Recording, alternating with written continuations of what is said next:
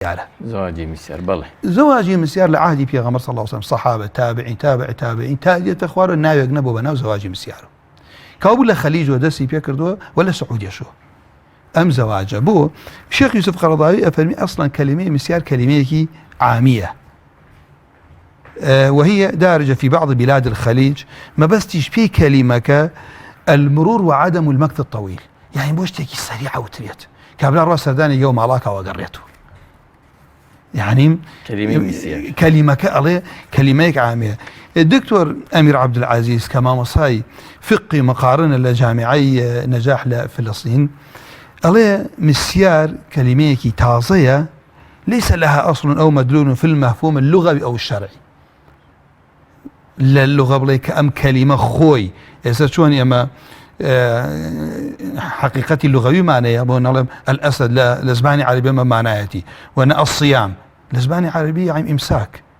وانيا بلام للشرع يعني إمساك عن المفطرات صوم لغة يعني من الصلاة يعني دعاء لغة شرعا بريتيا لو هيئتيك إن نعجك لا بتكبير دس بيك أو بتسليم كتايبيتي كابو مصطلحك يا شرعية يا لغوية يا عرفية كابو مصطلحة عرفي خليجة دايان ناو بكاريان هي ناوى ضربة من النكاح المستور عليه بشيكي مستورة ولا كسكاري خيزانك يا خوي نقوى كسكاري أو كشيك أبي بخيزاني كسي خيزاني يكمي هيا أم جنبيني دعاي إشارة بيناسك أشياكين لأماني أشاريته بو أويك جني دوهم بيني نقل العاني يكم كولي وكسكاري يكمي تيانا بو أمنها بمسيار دوایش باس یەکەین کە ئەمەش حەڵاڵە یا ئەمەشیان ئەو زانانیوتیان حەڵاڵ و قازانج و زەرەری ئەمەشیە جاکە ئەو مەجاری هاتی نەک لای کەلیمەکە لێ ئەمە لە ئیصلاحی عورفە چونکە جای سەجاری وایە لای خۆمان لە ئەم وڵاتی خۆمان بە عورفی کوردی کۆمەڵ شتێ ناوێکە لەو تیرەی ئێوە بە شتێک قسەی پێ بڵێن لای ئێمە احتیمالە ئەو مانایەکی کە بێت کاو عورفی ئێوە بۆ ئەو کەلیمە ئاوایە کاو بڵێ لێرەمە بۆتە عورف لەناو خليجة شيخ أسامة أشقر فرميت كلمة مسيار صيغة مبالغة ببياوي قوتي زور سفر وكا زور سئبيته مرات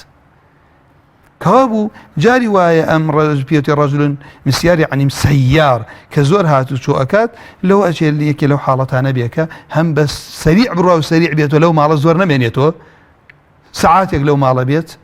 بنيني الرواد يعني جاري واش إنسان زور سفر واشتكات الرواد لولاتي كشان مانجي مينيتو لويا كدائما للسفر الصالة كشان مانجي كي للسفر بو أويا كابو أصل كلمة وكوشي عرفات دمشق شفرمي لهجة أهلي بوادي أصل كلمة هي قندكان هي دشته هي أهلي حضرنية بلام أويك جرينجا إما بابلين زواجي مسيار شيا زواجي مسيار ما وصاي برام إيما وكو باسمان كل عهد رسول الله صلى الله عليه وسلم نبوة بلام بريتية لو عقدي لو قرية بستي ك ركني تيايا شرطي شي تيايا ركن شرطي الزواجي تيايا تيايتي أما يبوي اللي رزور العلماء أرين جائزة شون ركن شرطي تيايا يكم باوكي أو آفرته آمادية أجر أو نبو كري أو بياوة عقدك لعقدك شايت هي وانيا ماري هي جوريانك لخليج كرا أويك علماء كيالين لين بمبلغانا جائزة أم زواجة تنهى ناوكي بوهاتوا لا بياويك لبر هر بابتي بي لبر مشاكل بي خيزاني قبول نكات خوي تحملي كومل شد نكات آفرتي پێویستی بە نەفەقە نییە پێویستی بە خانوو نییە بەڵام ئافرەتێکە کە سوکاری هەیە باوک دایک برا ئەم پیاوە کە ئەڕواتە داوای ئەرکانەکان و شەرتەکان بنەماکان کە وەلی هەیە شایەت هەیە سیغە هەیە کوڕ و کچێک هەیە مارەی هەیە بەڵام ئەم ئافرەتە دەست لە دوشتی خۆی هەڵەگری یەکەم ئەڵێ من نەفەقەم پێویست نییە لەبەرەوە پارەی هەیە باوکی دەوڵەمەنە برا حەزەکە نەم کچیان مناڵێکی هەبێت بڕاتە ماڵی خۆی سێبەرێکی هەبێت دووهەم چونکە بوو هەموو کەستوانێ دەست لە مافی خۆی هەڵگرێ دووەم ئەم ئافرەتە ئەڵێ من ئەوەشم ناوێ کە مەسئلەی مەبیت شەوێ نەشەوێ دەست لەو حەقی خۆم هەڵەگرن بۆ ئەو خێزانەکەت بە پێی مەجالت بێ بۆ ماڵی ئێمە شەرت و مەردی ئاشکرایی چی جەنابی مامۆستا ئاشکرایە ئاشکرایە ئەمە لێرەکە کە لێرە عولەما کە ئەڵێن ئەو عالمانی ئەڵێن جائزە ئەمەیە کە ئەم کەسوکاری ئەم ئافرەتە بێتە صاحب ماڵ ئەبێت صاحب مناڵ ئەگەر بمرێت مێردی دیارە کەسوکاری هەموو وەلی لە پشتە مەسئلەوەی عەقدی ڕەسمی هەیە لە محکەمە بەڵام لێرەکەوا بوو چەند نمونەیەک ئافرەتێک هەر کەسێک برایەک حەزەکات ئەم خوشکەی باوکێک ئافرەتێک خۆی لەوەشی عەرز کاتە سەر کەسێکە بڵێ گەر تۆ من بێنی ئەوش لە وەڵام بڵێ وەڵای کاکە من فەقیرم ئەڵێ دێ کاکە فەقیرت من دەست لە ماریەکەم هەڵەکرد ئەمە خاڵی وایە من ناتوانم نەفەقەی تۆ بکێشم ئەڵێ وەڵام من پێویستم بەویش نییە حەقی من نییە دەستی لێ هەڵەگرم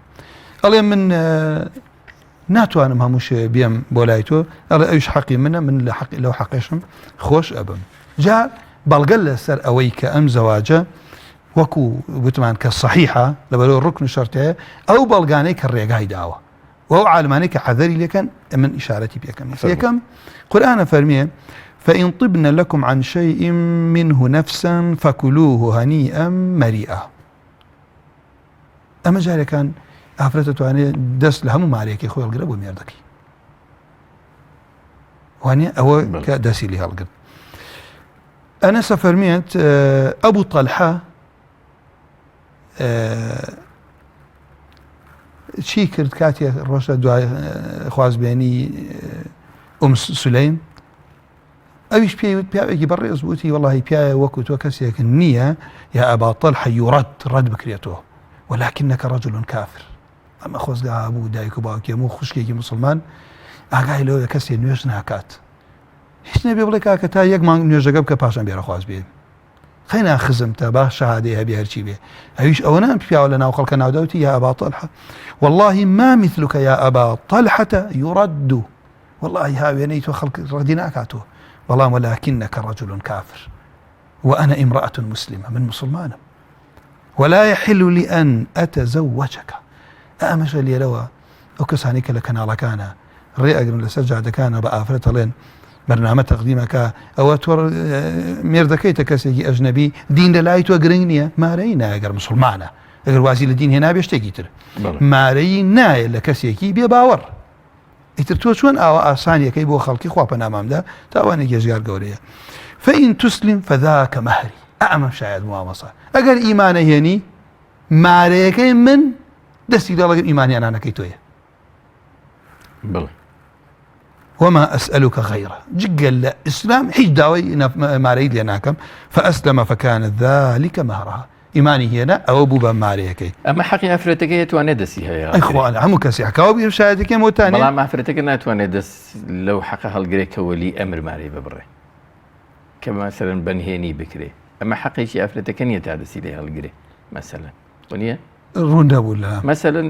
حەقی ئافرەتەکەی کە دەست لە مارەی خۆی هەڵگرێ حەقی ئافرەتەکەی دەست لە نۆرای شەوێک ناشەوێک هەڵگرێ بەس حەقی ئەوەی نییە بڵێ من خۆم مارە ئەبڕم وەلی ئەمە براوێ ئەوان ئەوێ یەک بەرنامەی خاص لەسەری بۆ پێغەمبەر صلی الله عليه وسلم فەرمێ لا نكاح إلا بولي ئێمە ئەگەر رسول الله صلى الله عليه وسلم وا بڵێ فەرەضەن سەحابەیەکیش بڵێ کە نیمانە گریمان دەئەنێم تۆڵێ کاکە گیان ئێمە ئیش بە قسەی پێغەمبەرەکەین صلی الله عليه وسلم پێغەمبەری خوا صلی الله عليه وسلم ڕسوولە بووە ئێمە و مەصدەری تەشریعە سەحابە ئەگەر مخالفەی حەدیث بکات کە یان ئەو حەدیثەی پێ نەگەیوە یا بە نەسخ لی تێگەشتووە و ئەوانیە نەسخ بووە بەڵام ئەسڵ وایە تۆ ئەنجاب ئەگەر بێت و غەیرە سەحابە بێ خەڵکێکی کە بێ کەسێک بێ خۆی ئەو فتوا بدات یان پێغەمبەری خوا صلی الله عليه وسلم فەرمێ أيما امرأة نكحت نفسها بغير إذن وليها فنكاحها باطل فنكاحها باطل فنكاحها باطل أما پێغەمبەری خوا فەرمێ باطل ئەگەر وەلیتیانە بێ تۆ بە تعبیری کە بڵێ ئایا وەلی ئەتوانێ عفوی مەهرەکەی بکات ئەگەر کچەکە ڕازی نەبێت کەوا بوو ئەمە حەقی خۆیەتی کچەکە بۆیە کە بەبێ ڕیضای خۆشی ناتوانێت بیدات